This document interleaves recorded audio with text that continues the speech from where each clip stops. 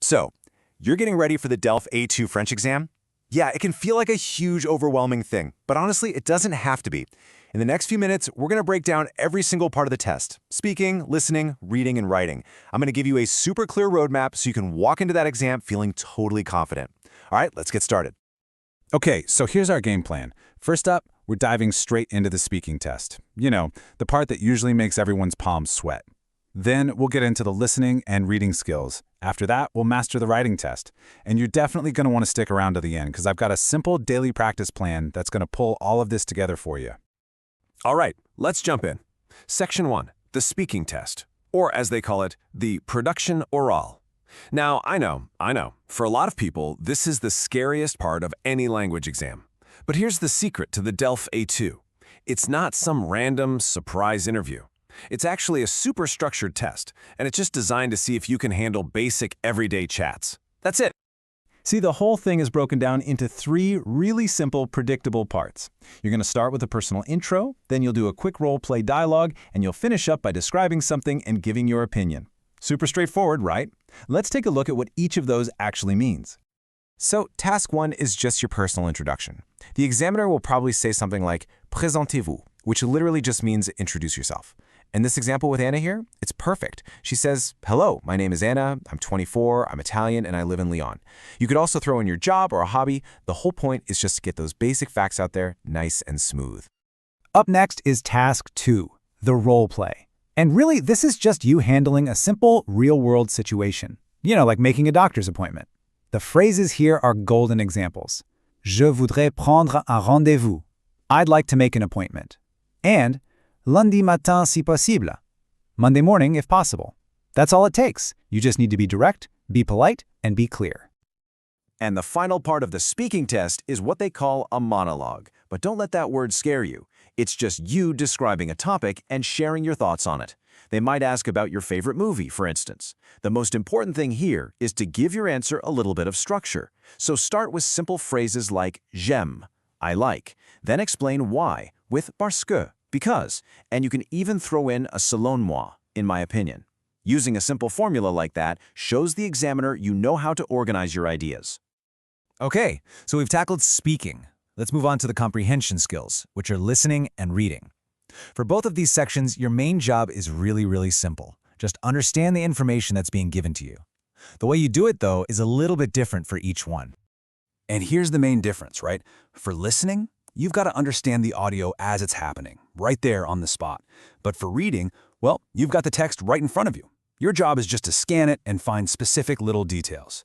But at the end of the day, they're both testing the same thing. Can you quickly figure out what's going on?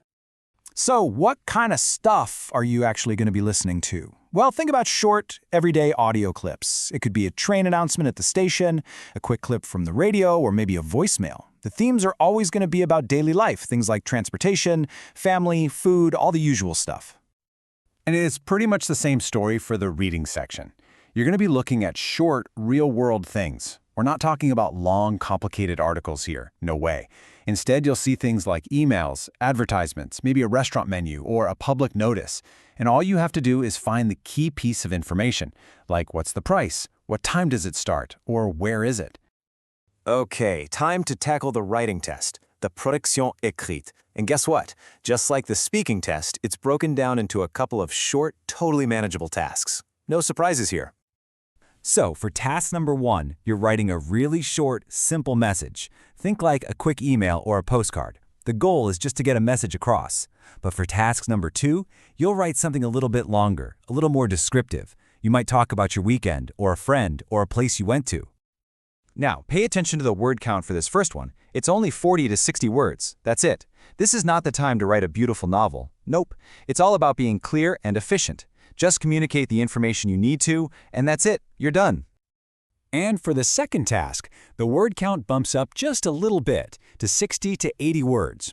That little increase is basically a signal telling you to add a bit more flavor. This is where you can use a few descriptive adjectives, connect your ideas, and tell a tiny little story. This example here is a fantastic model for that second writing task. So Lucas is talking about his weekend, and notice what he does. He uses the past tense, the passé composé, to say I went and we did, and then This is key. He adds how he felt about it. It was very relaxing. That simple little structure, what you did and how you felt about it, is exactly what the examiners are looking for. Okay, so we've officially broken down the entire exam. We know what's in it, but the big question is, how do you actually prepare for it? Right, let's turn all this knowledge into action with a real, concrete daily plan. This is how you're going to build the skills and the confidence to walk in there and ace it. First things first, you gotta focus on the right topics. Seriously, every single part of this exam, from the speaking role play to the little emails you have to read, is going to be about these core themes. If you can get really comfortable with the vocabulary for daily life, travel, family, shopping, all this stuff, you'll be ready for pretty much anything they can throw at you. So here it is, a super simple but really powerful daily routine you can literally start today. And it only takes like 15, maybe 20 minutes a day. That's it. Every day, just try to speak for 2 minutes on one of these topics, listen to one short audio clip in French, and read one small text, like an email or an ad. Then, maybe every other day, write one of those 60 to 80-word paragraphs. See? The key isn't studying for hours and hours. It's just about touching on each of the 4 skills a little bit every single day. And there you have it. We've gone through every part of the exam, and you have a simple plan to practice. So let's wrap this up with probably the most important thing I want you to remember from all this. You are way more ready than you probably think you are. Here's the bottom line. If you were able to follow along with the tasks we just covered, and if you feel like you could produce something kind of like those examples, well then you already have the skills you need to pass. For real. This exam is not about being perfect. It's just about showing that you can handle these very specific, predictable tasks. All that's left now is practicing consistently to get a little faster and a lot more confident. So let's make this real, right now. I want you to look back at that list of topics we showed. Which one are you going to practice speaking about for the next 2 minutes today? Seriously, don't just think about it. Pick one, grab your phone, set a 2-minute timer, and just start talking. You can absolutely do this. You've got this. Good luck.